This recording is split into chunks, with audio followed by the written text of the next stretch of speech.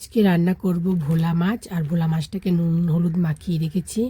এবার নুন হলুদ দিয়ে মাছটাকে ভালো করে মাখিয়ে নিলাম।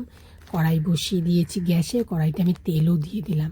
এবার এক এক করে পুরো মাছটাকে ভাজা করব। আসল কথা, ভোলা মাছটা না খুব নরম, তাই খুব সাবধানে ভাজা করতে হবে, তা নাহলে ভেঙে যাবে। আর এই সব মাছগুলো আমি একবারে বসিয়ে দিয়েছি, তেলের মধ্যে দিয়ে যে ভাজা হচ্ছে, এখন উল্টাতে গিয়ে একটু ভেঙেও গেছে। এবার আমি কালো জিরে ফোড়ন দিয়ে দিয়েছি মাছের তেলের ভেতরে। আর এই হলো মশলা, জিরে লঙ্কা নুন সব আমি একবারে দিয়ে এই যে এখন মশলাটাকে আমি কষিয়ে নেব তেলের মধ্যে। তার আগে কিন্তু আমি কালো জিরে ফোড়ন দিয়েছি। এই যে মাখিয়ে নিয়ে এবার কষার পরে এবার মশলাটার ভেতরে আমি মাছটাকে পুরো ছেড়ে দিলাম। এবার মাছটা হবে পুরো, আর মাছটা যখন ফুটে যাবে ঝোলটা, তখন আমি একটা কাঁচা লঙ্কা দিয়ে দেবো। কারণ যে ঝাল কম খাবে, যে বেশি খাবে তখন ওই লঙ্কাটা ডলে নিতে পারবে।